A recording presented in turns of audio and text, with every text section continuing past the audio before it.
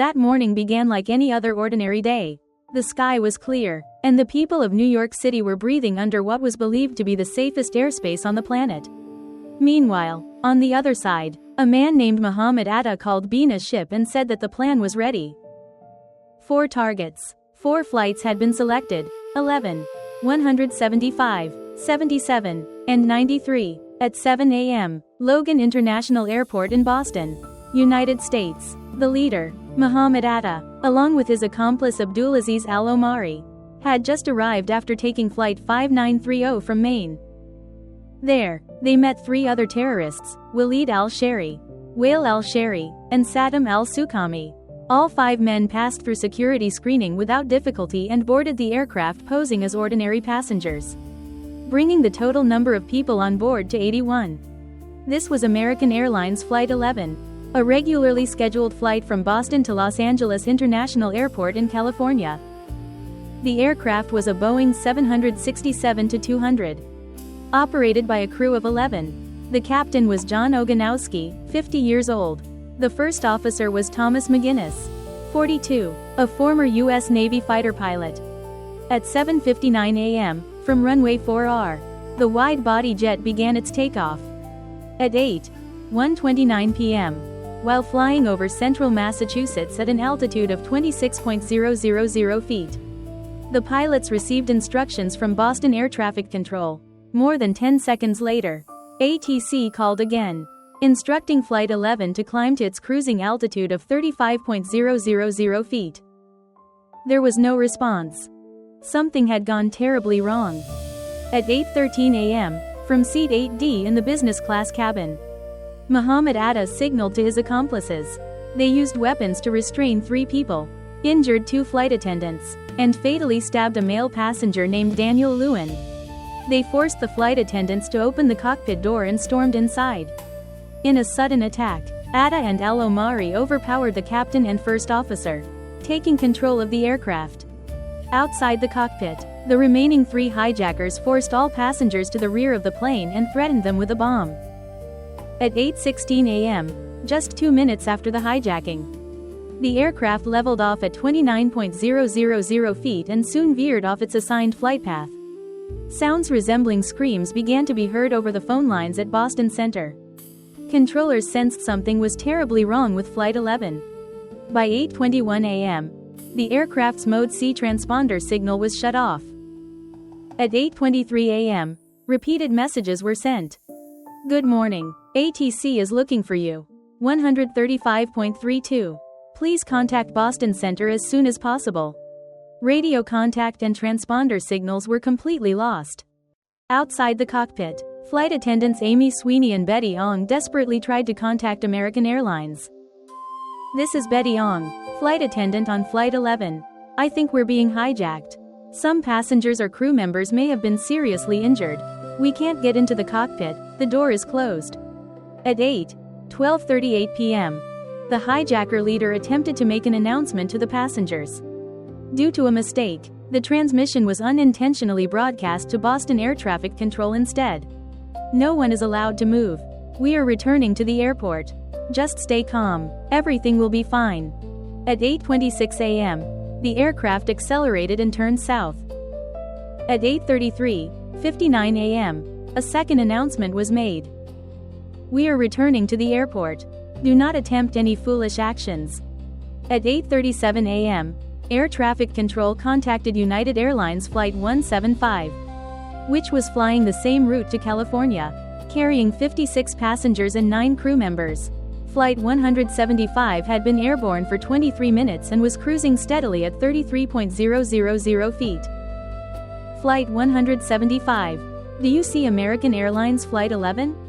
"Yes, we see Flight 11. They're at 29.000 feet. "Thank you." Flight 175. "Turn right 30 degrees to avoid traffic." Shortly afterward, around 8:43 a.m., the pilots of Flight 175 called back, reporting that they had heard unusual sounds coming from Flight 11. The call ended abruptly. Other hijackers who had been waiting on Flight 175 suddenly stormed the cockpit and attacked the pilots. The leader was Marwan al-Shehi, a trained pilot who seized control of the aircraft. At this point, 2 planes had been hijacked. Returning to Flight 11, Atta had completed the final approach toward Manhattan, flying south directly toward the World Trade Center. At 8:46 a.m., flight attendant Amy Sweeney was horrified to realize that the plane was flying extremely low, at a speed of approximately 710 kilometers per hour. Seconds later, the Boeing 767 slammed directly into the North Tower of the World Trade Center, between floors 93 and 99. Hundreds of people were killed instantly, including everyone on board and many others in the building's path. Nearly 38.000 liters of jet fuel ignited on impact, causing a massive explosion and intense fires. Almost 1,000 survivors were trapped inside the building. Hundreds of people on floors 91 and 92 chose to jump, unable to withstand the extreme heat and smoke. News of the disaster spread rapidly across national television networks. Some reporters initially claimed that the aircraft was a small twin-engine jet, failing to grasp the immense size of the hole it had torn into the tower. This misinformation was relayed to President George W. Bush while he was visiting an elementary school in Florida. The president's staff assumed that the crash must have been the result of pilot error, not wanting anyone to suspect the true events occurring aboard Flight 11. Evacuations took place in both towers, but everyone still believed it was merely an accident, unaware that another disaster was moments away. Immediately after taking control of Flight 175, the hijackers diverted the aircraft from its assigned route. The New York Air Traffic Control Center detected this deviation and attempted to contact the flight crew, but received no response. Inside the cabin, passengers and flight attendants were making phone calls to their families and loved ones.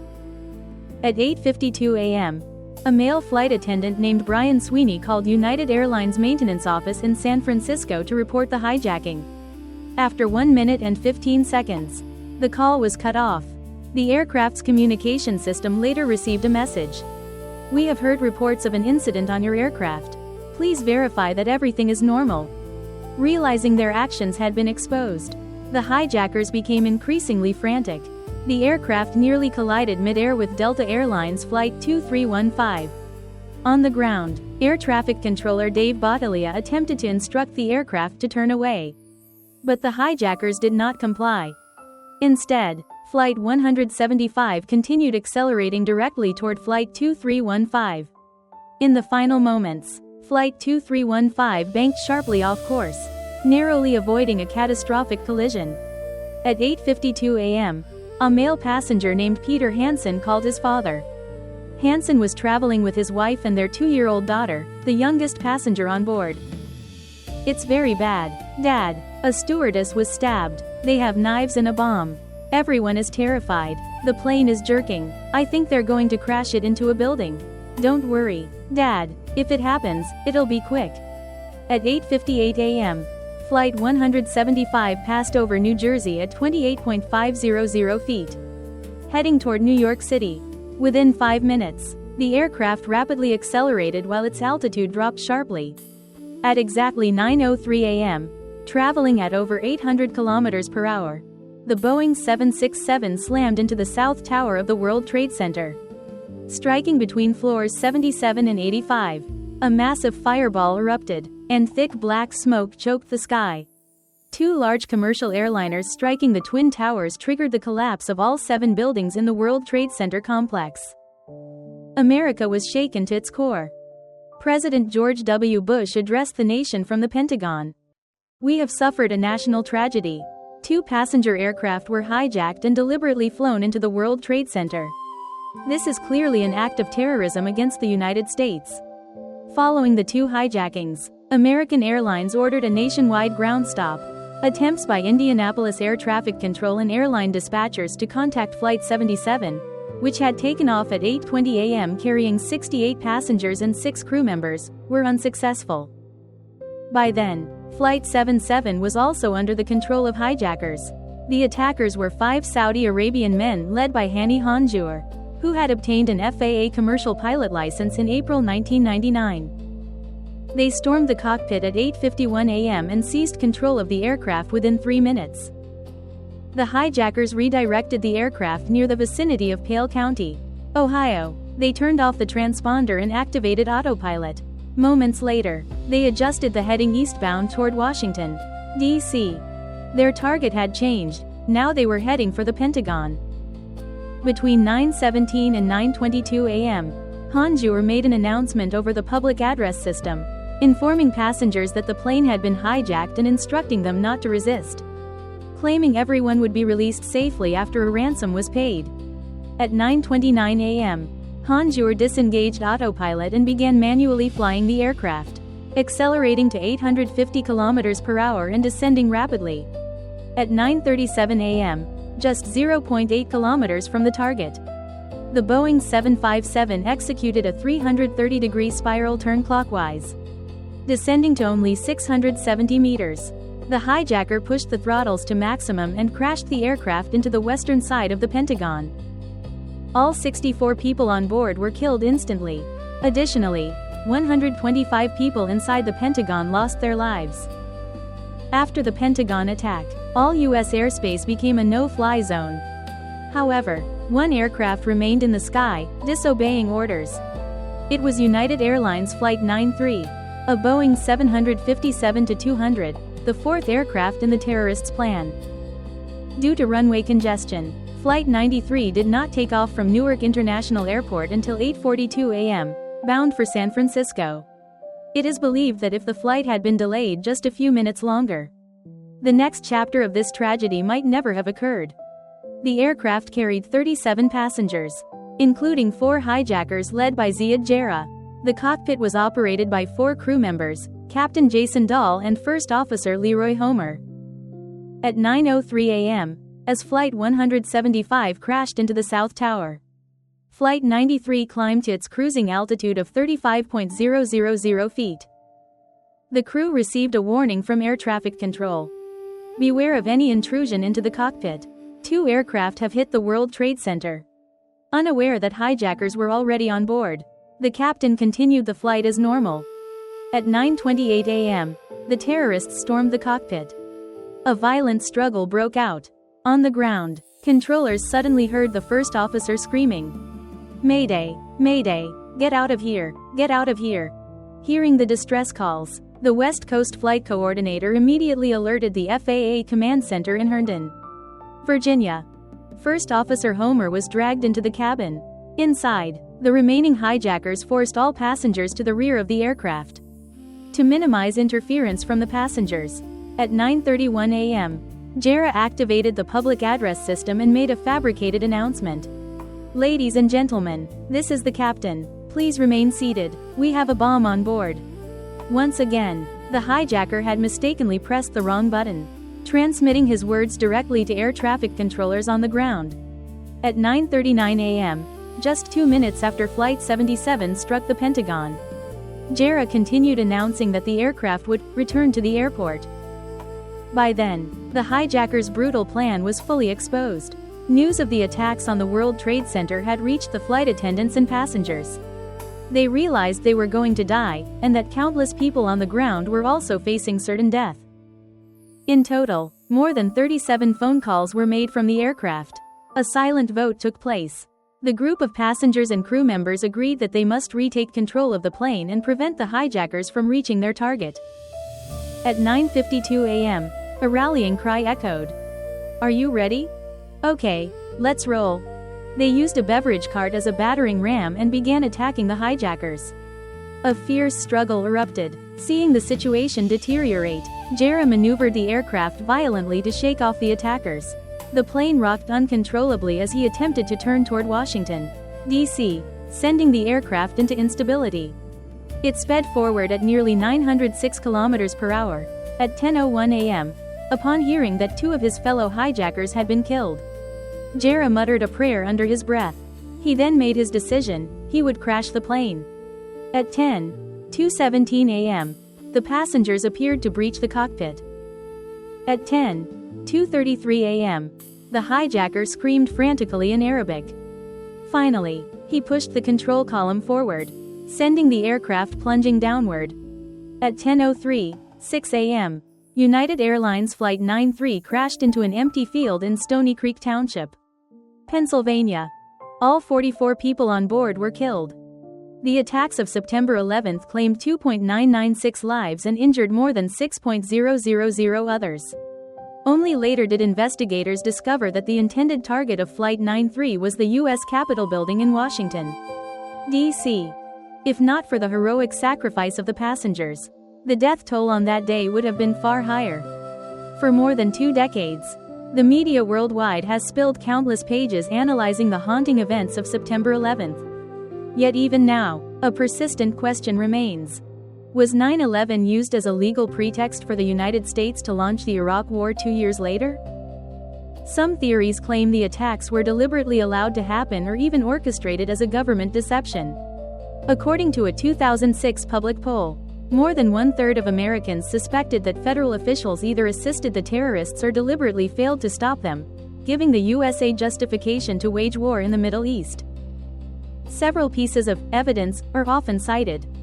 First, NORAD, the North American Aerospace Defense Command, did not respond in time despite receiving confirmed warnings and distress calls about hijacked aircraft. Second, the hole in the Pentagon was considered by some to be too small to have been caused by a Boeing 757. Third, a large volume of put options on United Airlines and American Airlines, bets that profit when stock prices fall, were purchased just before September 11, suggesting possible insider knowledge. So what about you? What is your opinion on this matter? It was a beautiful morning under the soft Florida sunshine. President George W. Bush, the 43rd President of the United States, and at that time the most powerful man in the world, was traveling in his limousine to visit an elementary school in Sarasota. It was supposed to be a routine trip, yet no one could have imagined that this moment would be etched into world history as the beginning of the deadliest terrorist attack of the 21st century.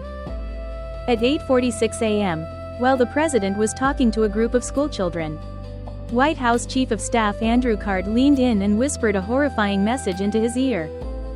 "Sir, a plane has crashed into the North Tower of the World Trade Center. A twin-engine plane. It was Flight 11, carrying 92 passengers and crew." At first, everyone assumed it was a tragic accident, and the president tried to stay calm. But everything changed within 1 minute. At 9:03 a.m., the second aircraft slammed into the South Tower. It was United Airlines Flight 175, carrying 65 passengers and crew. Smoke and debris engulfed Manhattan. Hundreds were crushed beneath the collapsing structures. There was no doubt anymore, America was under attack. After a quick emergency meeting at Emma Booker Elementary School, the president and his senior staff immediately moved to the airport. They had to return to Washington, D.C. On the runway at Sarasota Bradenton Airport, Air Force One, the most secure aircraft in the world, was being readied for departure. This aircraft would soon undertake a mission with global political and national security consequences. Air Force One, a VC-25 modified from the Boeing 747, is more than just an airplane, it is a symbol of American power and national identity. With its blue and white paint, the U.S. flag, the presidential seal, and the bold lettering, United States of America, it stands as an airborne fortress. The aircraft is specially engineered for the president, equipped with advanced countermeasures, radar jamming capabilities, infrared flares to evade heat-seeking missiles, and reinforced structures capable of withstanding the shockwave of a nuclear blast. This flying fortress is 70.4 meters long, 19.4 meters tall, equivalent to a 6-story building, has a wingspan of 59.6 meters, and can reach speeds of up to 1.051 kilometers per hour. It can carry 70 passengers and 26 crew members, with 3 main decks and 2 emergency exits at the front.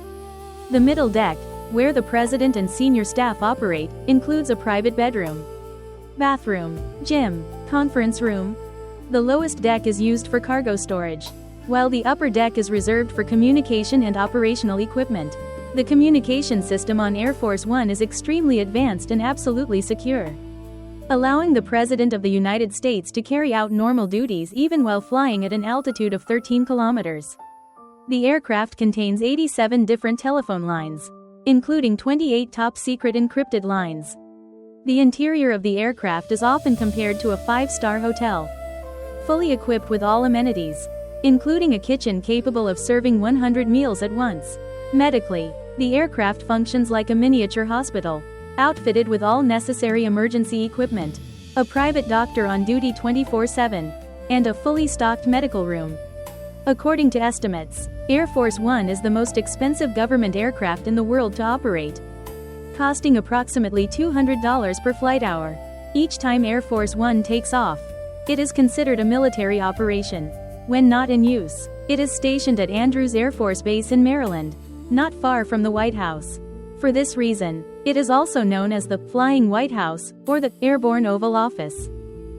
At 9:37 a.m., while en route to the airport, another shocking update was delivered to the president. The third aircraft had struck America, this time the Pentagon, the headquarters of the Department of Defense.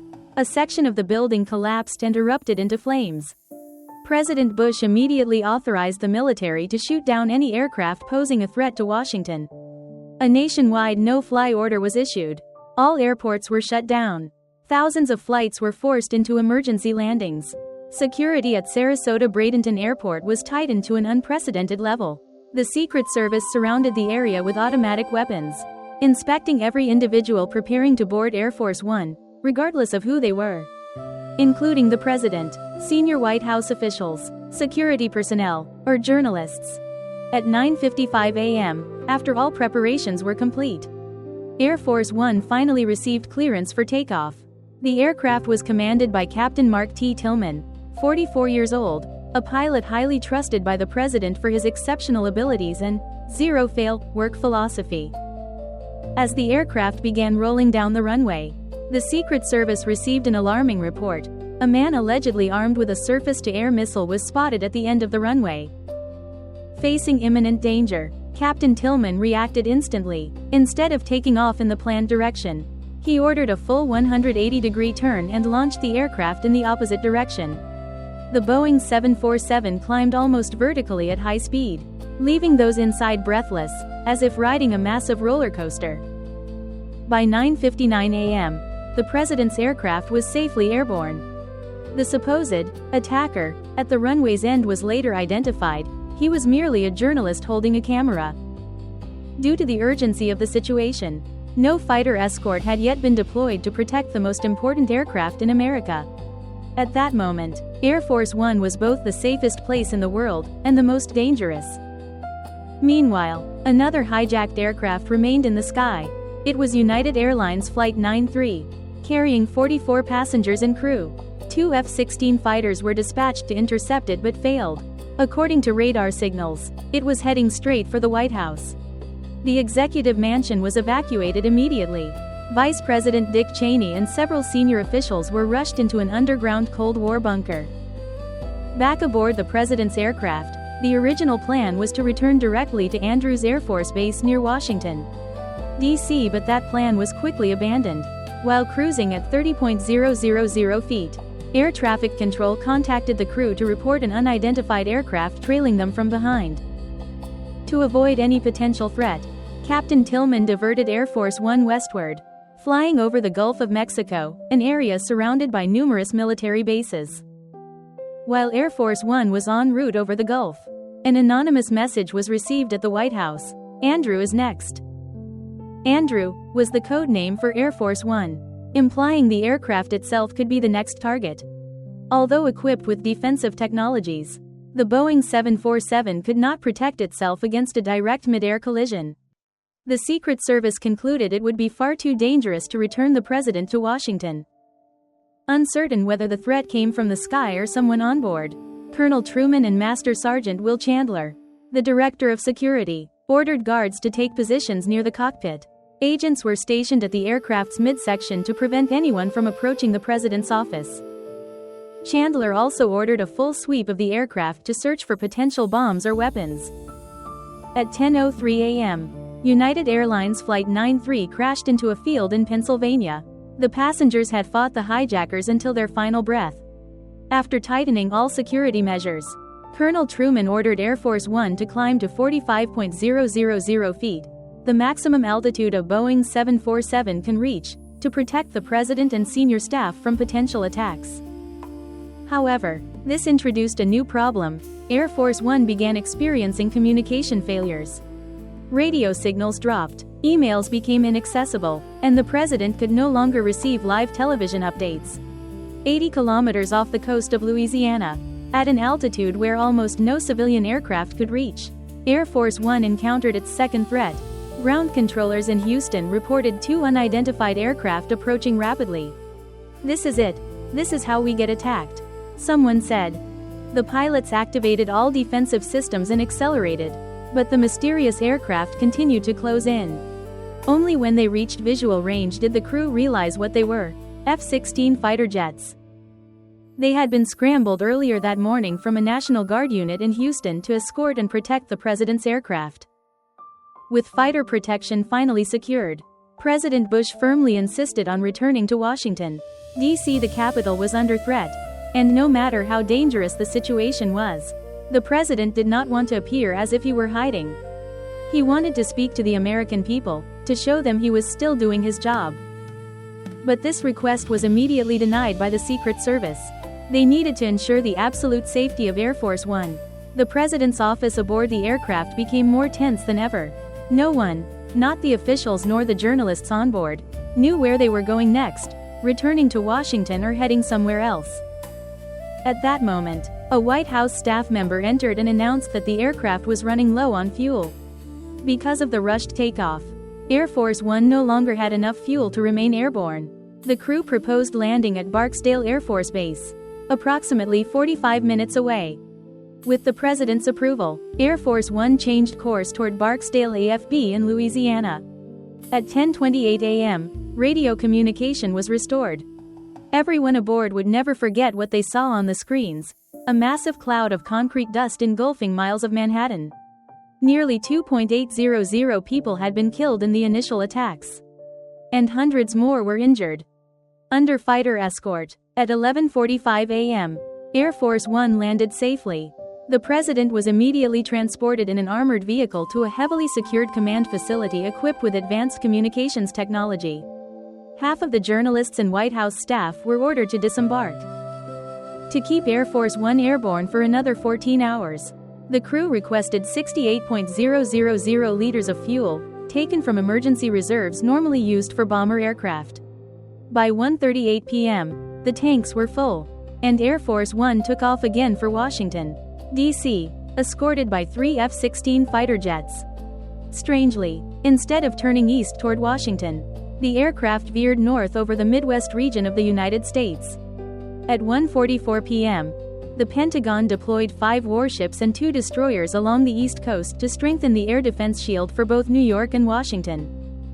After about 45 minutes of flight, Air Force One began descending. This maneuver was not announced to anyone on board except key Secret Service personnel. It was heading toward a classified location, Offutt Air Force Base in Nebraska. This base housed the headquarters of U.S. Strategic Command, responsible for overseeing and commanding America's nuclear forces. The country was now in full combat readiness. Any additional attack from abroad could trigger a catastrophic nuclear response. With the aircraft fully loaded with fuel, landing posed a tremendous risk. Even a minor mistake could cause a catastrophic explosion. The captain descended to 70 feet above the ground and performed a 360-degree maneuver to burn excess fuel before landing. At 2:50 p.m., 4 aircraft landed consecutively at the base. President George W. Bush, Admiral Richard Mize, and White House Chief of Staff Andy Card immediately held a secure conference. Through classified CIA communications, the prime suspect became clear: al-Qaeda, the Sunni Islamist terrorist organization led by Osama bin Laden. CNN broadcasts were displayed on screens across the room. The fog of war hung over the entire nation. Reports continuously poured in from the FAA and the military. Those who had brought devastation upon America that day, and those who had supported them, would be brought to justice. At 4:36 p.m., Air Force One was scheduled to return to Andrews Air Force Base near Washington. A massive escort force was mobilized. In addition to the 3 F-16s, 4 F-15s from Langley and 4 more F-16s from Andrews were deployed to protect the president's aircraft. Air Force One flew at near supersonic speed, 1.100 kilometers per hour, with 11 aircraft following behind in formation. Meanwhile, Intelligence updates continued to flow into the CIA. A European ally reported that al-Qaeda was planning a second wave of attacks. President Bush was furious. He paced the cabin and declared, "We will not let a handful of thugs destroy our country." He needed to return to the capital and address the nation from the Oval Office. At 5:15 p.m., sandwiches and French fries were served aboard Air Force One. The public had evacuated, but the scars of the attacks still burned across the nation. Along the Potomac River, White House officials could see the gaping wounds torn into the Pentagon. The aircraft was now very close to the Capitol. The closer they came, the stricter the defensive measures became. Fighter jets stayed close to Air Force One, ready to intervene at any moment. The captain guided the aircraft over the Capitol building, then toward the National Mall, and finally toward the White House, flying low in a zigzag pattern to avoid potential ground-to-air missiles. At 6:40 p.m., Air Force One made its final approach under escort from an F-15 and an F-16. At 6:55 p.m., the aircraft landed safely. President George W. Bush boarded Marine One and returned to the White House.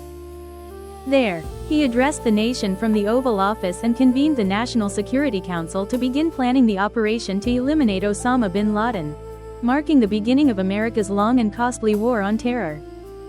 Osama bin Laden was born on March 10, 1957, in Saudi Arabia. He grew up in luxury. The son of Mohammed bin Atta bin Laden, a billionaire construction magnate and founder of the renowned Bin Laden Group. Osama studied at King Abdulaziz University in Jeddah, earning a degree in civil engineering. But instead of pursuing a technical career, his life took a drastic turn when he joined the resistance against the Soviet invasion of Afghanistan in the late 1970s. His involvement in the war shaped his extremist ideology. He believed that only by overthrowing governments he viewed as enemies of Islam and eliminating Western influence could he achieve his goals, establishing a new social and political order based on radical Islamist doctrine. His experiences in the Afghan conflict strengthened his conviction that violence was the legitimate means to pursue his political and religious ambitions. In 1988, Osama bin Laden founded al-Qaeda, an organization that rapidly became the center of global terrorist activity. Guided by an extremist vision, bin Laden aimed to resist Western influence and overthrow Middle Eastern governments. Under his leadership, al-Qaeda evolved into a dangerous terrorist network, carrying out a series of devastating attacks worldwide, most notably the bombings of the U.S. embassies in Kenya and Tanzania in August 1998, which killed more than 200 people and injured thousands. Bin Laden did not stop at building an organization. He recruited and trained militants, preparing them to carry out surprise attacks designed to spread fear and chaos. After the 1998 embassy bombings, the United States pressured the Taliban government in Afghanistan to hand over bin Laden. The Taliban refused, laying the groundwork for a violent confrontation in the years that followed. However, it was the horrific attacks on September 11, 2001 that marked the peak of al-Qaeda's brutality. 19 terrorists hijacked 4 commercial airliners, turning them into weapons of mass destruction. 2 aircraft slammed into the Twin Towers of the World Trade Center in New York City, creating an apocalyptic scene in the heart of Manhattan. The 3rd plane struck the Pentagon in Washington, D.C. The 4th crashed into a field in Shanksville, Pennsylvania after heroic passengers attempted to overpower the hijackers. The attacks killed nearly 3,000 people and left the world in shock. Within half a day, the director of the CIA informed President George W. Bush and senior officials that Osama bin Laden and al-Qaeda had been identified as the primary suspects. This revelation ignited global outrage and marked the beginning of a decades-long war against terrorism. According to later testimonies from captured al-Qaeda operatives, bin Laden personally supervised the planning of 9/11 from a training camp near Khost, Afghanistan, the day after the attack. He traveled to Kandahar in southern Afghanistan while his family members were evacuated to Pakistan. With rising anger and an unshakable commitment to retaliation, the United States targeted not only al-Qaeda but also the Taliban, who had sheltered and supported bin Laden. On October 7, 2001, the U.S. formally launched Operation Enduring Freedom in Afghanistan. Thanks to overwhelming firepower, the U.S. quickly drove the Taliban out of Kabul within weeks, but bin Laden's whereabouts remained unknown. Capturing or killing him became America's top priority and an urgent task for the international community. It was a necessary step to protect national security, halt the spread of global terrorism, and stabilize a region already destabilized by al-Qaeda's extremism. Under U.S. leadership, countries around the world mobilized intelligence, special operations forces, and every available resource to hunt down bin Laden. A massive, unprecedented series of operations began, from enhanced intelligence gathering to elite commando missions, all aimed at tracking even the smallest trace of his whereabouts. Cooperation between nations created a multi-layered global manhunt ready to confront any challenge to bring Osama bin Laden to justice. The global manhunt, the search for Osama bin Laden. After roughly 3 weeks hiding in Kandahar, bin Laden relocated to avoid U.S. forces and anti-Taliban militias. In mid-November 2001, he traveled to Kabul, staying there for a few days before leaving once again. His next destination was Jalalabad in eastern Afghanistan, where he remained until November 17, 2001. As U.S. forces prepared to enter Jalalabad, bin Laden fled once more, this time to the rugged Tora Bora Mountains near the Pakistan border. This terrain was familiar to him, he had used it as a hideout from 1994 to 1996. From November 17 to December 12, 2001, bin Laden fortified himself in Tora Bora, using the region as a final defensive stronghold. The area's harsh winter made ground operations extremely difficult. Yet bin Laden appeared unbothered. Al-Qaeda had invested heavily in constructing Tora Bora's cave systems, massive underground complexes equipped with amenities resembling luxurious mountain villas. But these very fortifications would become a double-edged sword. Their scale and structure made them easier for U.S. intelligence to detect. The U.S. military quickly launched a major assault targeting Tora Bora. On December 9, 2001, American forces initiated an intense bombing campaign, deploying heavy munitions against the cave networks. The climax came with the deployment of a nearly 7-ton daisy cutter bomb, a weapon with devastating explosive power, targeting a key al-Qaeda position. Somehow, Osama bin Laden survived. His escape dealt a major blow to U.S. efforts, plunging the hunt into uncertainty once more. Following the airstrikes, U.S. Special Forces pushed deeper into the region, but found no definitive trace of him. During this period, several Pakistani newspapers reported rumors of bin Laden's funeral, claiming he had died from lung disease. These reports were soon debunked, likely a deliberate misinformation tactic by al-Qaeda. The trail grew faint, the search for bin Laden stagnated. His whereabouts became increasingly unclear. By 2009, the U.S. government openly admitted that it had no reliable information regarding the whereabouts of the world's most wanted terrorist. The investigation had dragged on for years with no clear breakthrough. Identifying the courier. A turning point finally arrived when the United States changed its strategy, shifting its focus to identifying and tracking al-Qaeda couriers. The crucial link between bin Laden and his network. This was the key to cracking a manhunt that had lasted nearly a decade. Abu Ahmed al-Kuwaiti, a trusted courier and close associate of bin Laden, served as a vital intermediary between the al-Qaeda leader and his militants. This was because the 3-story compound where bin Laden was believed to be hiding had no telephone or internet access. The breakthrough came in September 2010, when the U.S. intercepted a phone call from Abu Ahmed al-Kuwaiti. From there, the CIA began piecing together critical fragments of intelligence, using surveillance imagery and field reports to follow the trail. Eventually, they discovered that an al-Qaeda courier frequently visited a suspicious compound in Abbottabad, Pakistan. This location quickly became the focal point of the bin Laden manhunt. According to U.S. officials, whenever Abu Ahmed al-Kuwaiti or any senior al-Qaeda figure needed to use a phone, they would drive more than an hour away from the compound, insert the battery, make a call, and then immediately remove the battery to avoid tracking. Ironically, this elaborate routine became the clue that led U.S. intelligence straight to them. By monitoring bin Laden's trusted courier, American operatives identified a mysterious mansion in Abbottabad. One detail stood out. A man regularly walked the courtyard but never stepped outside the compound. His unusual behavior raised suspicion and made the location a prime surveillance target. In the following months, the CIA deployed every resource available, from surveillance operations to intelligence gathering and coordination with local sources. Piece by piece, they assembled a picture supporting the hypothesis that bin Laden and his family were hiding inside the compound. Bin Laden's Abbottabad hideout. The hideout was located on the outskirts of Abbottabad, in northwestern Pakistan, roughly 100 kilometers from the capital Islamabad. Built on open land, the compound was isolated, surrounded by homes owned by wealthy civilians and retired military officers. Remarkably, it sat just a few kilometers from the Pakistan Military Academy, one of the country's most prestigious military institutions, making its location bold and unexpected. Spanning roughly 3.000 square meters and worth millions of dollars. The compound was designed like an impenetrable fortress. A 4.5-meter-high wall lined with barbed wire and surveillance cameras enclosed the property. Inside, structures were arranged for maximum defense, including 2 heavily guarded security gates. At the center stood a large 3-story building with very few windows and an additional 2-meter-high privacy wall.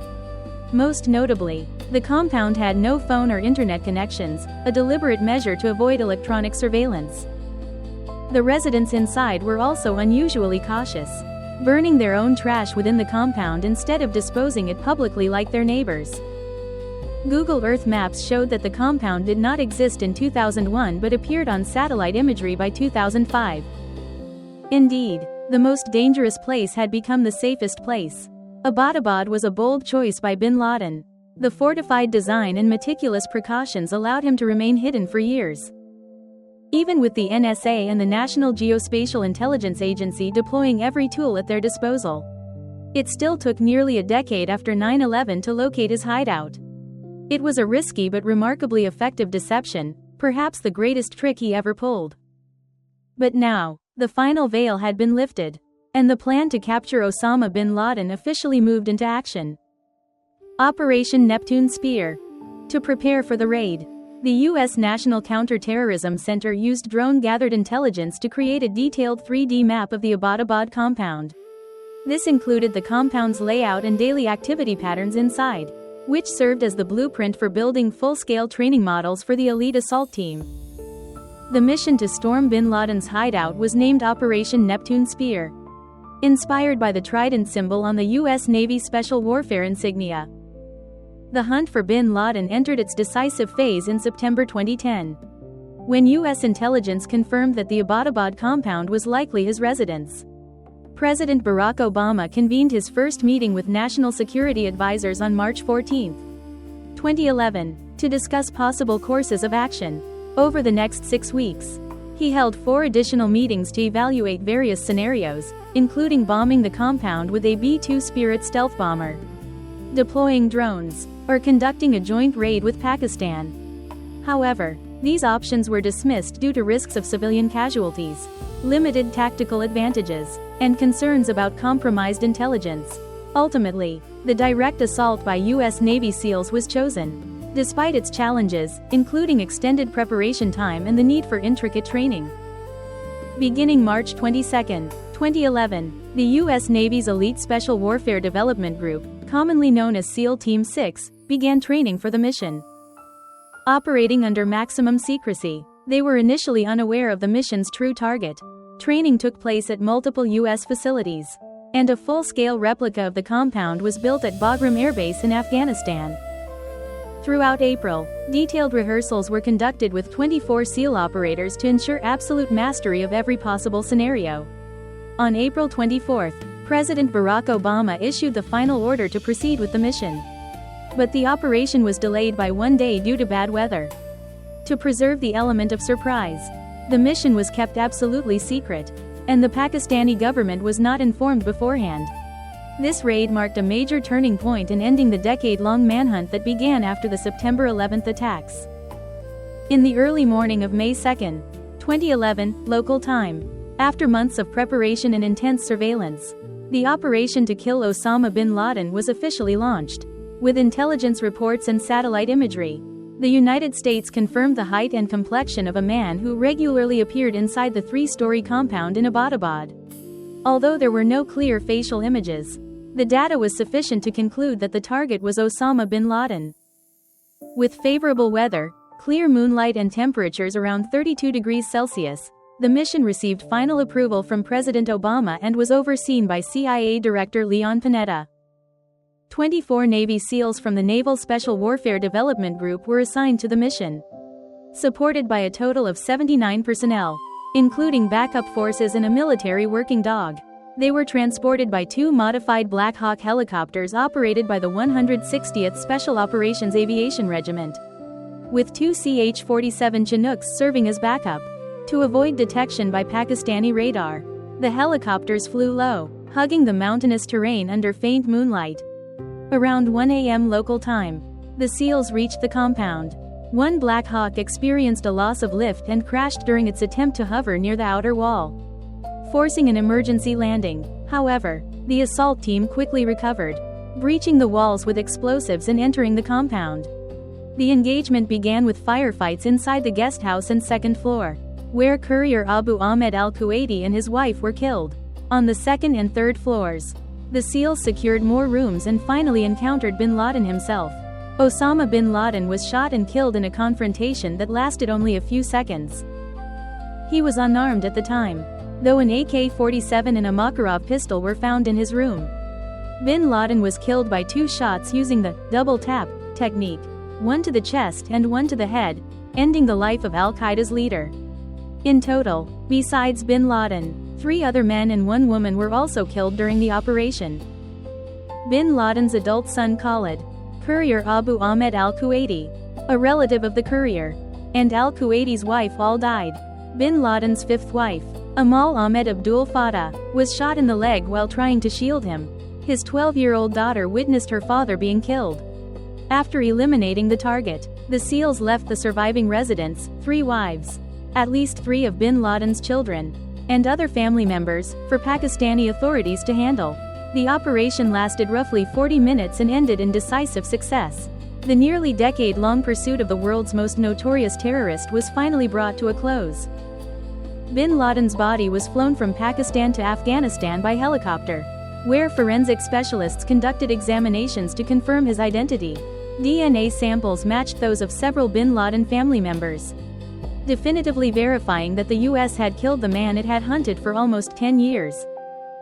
Facial biometric analysis was also conducted to ensure absolute accuracy. Burial at sea. According to Islamic tradition, the dead should be buried as soon as possible. The U.S. military stated that it adhered to this requirement strictly. After forensic procedures were completed, bin Laden's body was flown from Afghanistan to the USS Carl Vinson aircraft carrier. On the ship, his body was wrapped in a white shroud and placed inside a weighted bag to ensure it would sink. A burial ritual consistent with Islamic tradition was performed on deck before his remains were released into the Arabian Sea, roughly 12 hours after he was killed. The decision to bury bin Laden at sea sparked controversy. Some Islamic scholars argued that sea burial is permissible, while others questioned the U.S. decision, stating that American officials could easily have found a family member to perform a proper land burial. The U.S. government provided 2 reasons for the sea burial. They did not want his grave to become a shrine. There was no time to negotiate with other nations to secure a burial site on land. Reactions to bin Laden's death. In his official statement on May 1, 2011, President Barack Obama announced the successful killing of Osama bin Laden, emphasizing that it was a major milestone in the global war on terror while warning of possible retaliation by extremist groups. President Obama's statement. Tonight, at my direction, the United States launched a targeted operation against a compound in Abbottabad, Pakistan. A small team of Americans carried out the mission with extraordinary courage and capability. No Americans were harmed. They took care to avoid civilian casualties. After a firefight, they killed Osama bin Laden and took custody of his body. Impact on al-Qaeda. Although bin Laden's death delivered a significant blow to al-Qaeda, it did not mean the organization ceased to exist. For years, bin Laden had served primarily as a symbolic figure. Other leaders, such as Ayman al-Zawahiri, his successor, and Anwar al-Awlaki, were considered just as dangerous. The event weakened al-Qaeda's morale and provided a sense of relief to Americans and U.S. allies. Suspicion surrounding Pakistan. The fact that bin Laden was hiding so close to key Pakistani military facilities, only a few kilometers from the Pakistan Military Academy, raised suspicions that he may have received assistance from certain individuals within Pakistan. White House counterterrorism advisor John Brennan suggested that bin Laden might have been protected by elements within Pakistan. However, Pakistan's President Asif Ali Zardari immediately denied these accusations, asserting that Pakistan was also a major victim of terrorism and had made extensive efforts against al-Qaeda and other extremist groups. Caution toward future threats. Despite the successful operation, the U.S. government remained cautious. Officials warned that other al-Qaeda factions could attempt retaliatory attacks against the United States or its allies. The death of Osama bin Laden was not only an act of retribution for the thousands of victims of the September 11 attacks, it was also a symbol of America's perseverance in a war on terror that had lasted nearly a decade. However, it also marked the beginning of a new, challenging phase filled with threats from remaining extremist elements. As shown in the previous chapter, U.S. Special Operations Forces stormed the terrorist leader's compound in Abbottabad. After killing bin Laden, the Navy SEALs did not only bring back his body for identification, they also seized an enormous trove of data. The documents, letters, and digital files recovered from the compound formed one of the most valuable intelligence collections the United States had ever obtained from al-Qaeda, revealing secrets never before made public. The massive cache included laptops, hard drives, USB devices, and handwritten documents. U.S. forces collected roughly 100 digital storage devices containing key information on al-Qaeda operations, including attack plans, membership lists, and financial networks. The staggering scale of the data trove. More than 72.000 images, about 7 gigabytes. Over 18.000 text files, totaling 16 gigabytes. More than 24.000 Microsoft Office files, converted to PDF, 12 GB. Over 11.000 audio files, amounting to 30 gigabytes. And more than 10.000 video files, totaling 162 gigabytes. This intelligence trove offered unprecedented insight into al-Qaeda's structure, communication, and operational methods, marking one of the largest intelligence gathering operations in modern history. Once brought back to the United States, the data was handed to the CIA for analysis. It took years before experts were able to fully extract its value. The task of analyzing the 97.000 recovered files was assigned to Nellie LaHood, who later authored the book The Bin Laden Papers. Inside the hard drives were typical items found on ordinary computers: family videos, news clippings, memes, a large amount of adult content, and al-Qaeda propaganda materials. But the truly significant discoveries were hidden in the letters. Most communications were typed or handwritten, passed through a chain of couriers using SIM cards to maintain security. Because he had no access to the internet while in hiding, bin Laden relied on a communication system al-Qaeda called the closed circle. It was a highly secure, complex courier network. Bin Laden sent messages through intermediaries whose identities he never knew and whom he never met. Although cumbersome and dangerous, this method proved extremely effective, allowing bin Laden to stay hidden for more than 10 years. The decryption and analysis of his documents began in 2012 and continued through 2017. The letters offered astonishing revelations, shedding light not only on bin Laden's personality but also on the internal operations of al-Qaeda. Contrary to his image as an angry warlord, Osama bin Laden, according to journalist Peter Bergen, who met him in person, appeared more like a religious cleric, composed, soft-spoken, and modest. His beliefs were so deeply rooted that they shaped every decision he made throughout his life.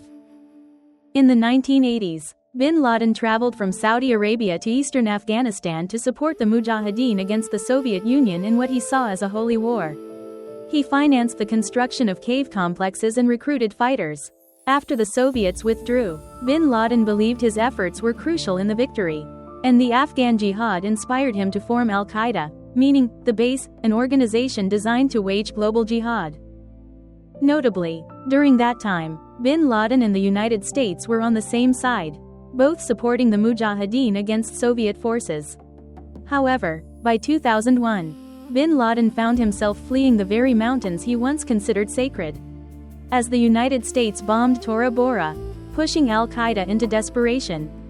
During this period, he hastily wrote a will and apologized to his children for spending so little time with them in a life filled with betrayal, hardship, and peril. Bin Laden famously dismissed warnings from fellow jihadists and Islamic scholars that attacking the United States would trigger massive retaliation across the Middle East. He believed America lacked the resources to respond effectively. But after 9/11, he expected the U.S. to withdraw from Muslim lands. The reality was the opposite. The United States responded with large-scale military operations to dismantle al-Qaeda and affiliated terror groups. The Taliban, al-Qaeda's ally, collapsed quickly under overwhelming U.S. military force. Confronted with this outcome, bin Laden was forced to acknowledge a grave miscalculation. At the same time, the U.S. also made mistakes, overestimating al-Qaeda's strength and viewing it as the central hub of a global terror network when, in reality, it was far more fragmented and decentralized. But as Nellie Lahoud pointed out, one discovery was particularly shocking. Al-Qaeda had already begun to collapse after 9/11. After the attacks, Al-Qaeda steadily weakened due to a lack of resources and manpower to carry out major international plots. Bin Laden lost contact with his associates after 2004, relying only on news reports and issuing public statements without understanding the group's true condition. Inside Al-Qaeda, there was internal collapse, strategic disagreements, and power struggles among affiliated groups. Bin Laden, with his micromanagement style and business-like approach, ran al-Qaeda like a failing company.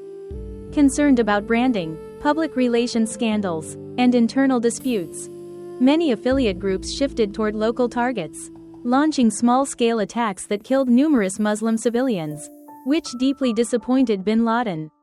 Large-scale international attacks became far less frequent after 9/11.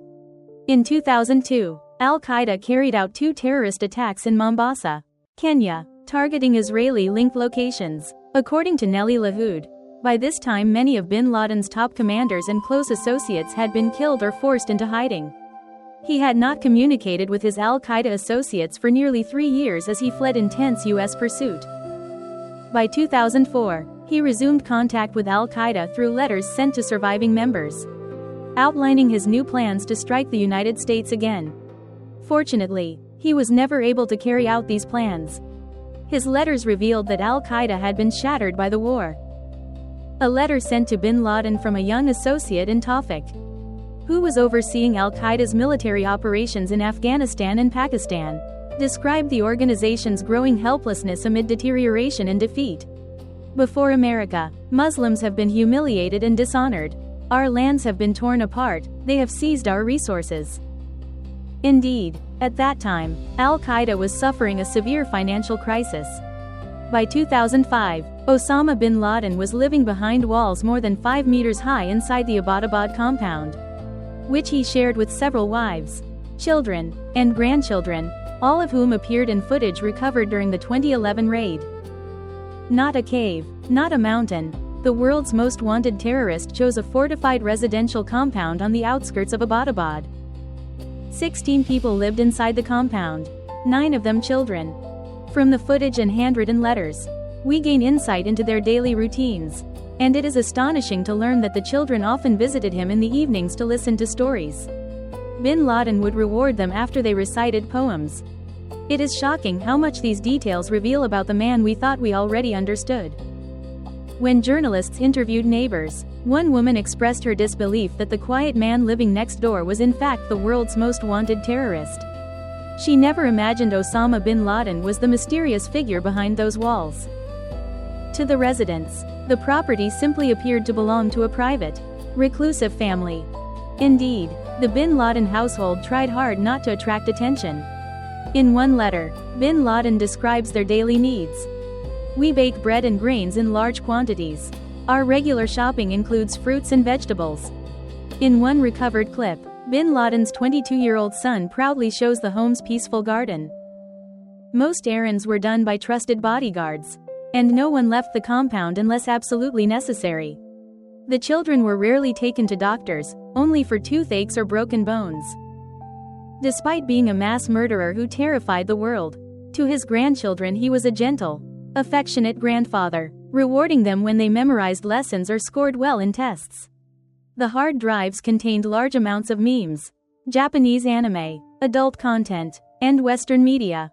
The memes and cartoons were intended for his grandchildren, reflecting the softer, grandfatherly side of him. But the adult material and Western entertainment stood in stark contradiction to his claimed Islamic piety. Even more disturbing, the children were allowed to consume Western media, while simultaneously being taught to despise the West. Isolation and psychological deprivation caused children in the compound to grow up without any real social experience. Through this, bin Laden inculcated violent tendencies in them. He taught them to use BB guns, recording videos of them shooting birds, an early introduction to jihadist thinking. The extremist ideology seeped into their minds systemically. It is terrifying to see a toddler, not yet with all its teeth, confidently reciting a war poem from the Gita with the enthusiasm of a young warrior eager for martyrdom. The child's innocent smile hid an unsettling truth behind the camera. Adults were encouraging and applauding. Even more chilling, the children knew that the very spot where they were filmed was the same place where bin Laden once delivered speeches that instilled terror into thousands. Looking back at his past, bin Laden had been a deeply religious teenager, praying 7 times a day and fasting twice a week. Yet he became a mass killer, a sharp contradiction that defined his life. His religiosity is not surprising, given the enormous amount of religious material on his hard drives. In his letters, he often quoted verses from the Quran, portraying himself as a spiritual guide. But the truth is, bin Laden had no formal religious degree or orthodox training. This led him to distort Islamic teachings for his own purposes. Although bin Laden acknowledged that Islam forbids the killing of non-combatants, he argued that contemporary political circumstances allowed him to violate that rule. The contradiction between a pious cleric and a ruthless murderer exposes not only his extremism but the way he twisted religion to justify terrorism. Al-Qaeda propaganda videos frequently combined Quranic verses with chants to reinforce the message that religion was a tool bin Laden used to achieve his goals and indoctrinate the next generation. Those who had met bin Laden often described him as a humble man. However, the hard drive archive revealed a striking contradiction: that humility was, in fact, carefully crafted. Bin Laden was fully aware that he stood on the world's stage, and every message he released was meticulously shaped. He portrayed himself as a tireless, independent figure, almost like an artist, constantly working to maintain his global image. Among the recovered documents were details showing that bin Laden cared deeply about his appearance. Before each public recording, he would ask one of his wives to dye his beard to maintain a youthful look. Despite presenting a simple, ascetic persona, he was intensely conscious of how he appeared to the world. Beyond his wife's support, bin Laden's 2 daughters also played important roles in preparing his public communications, helping shape the image he wanted to project. Among the files was a 220-page handwritten document capturing conversations inside the house during the final months of his life. He not only relied on his daughters but actively sought their support. Women did not hold public roles in al-Qaeda, which makes it surprising that his daughters were so deeply involved in producing the organization's communications. One letter describes how his daughters Maryam and Sumaya wrote materials that were later broadcast on television, essentially making them co-authors of bin Laden's public statements. Khalid, his son, was also supportive, but the letters show he was struggling. In one message, Khalid confides his emotional exhaustion.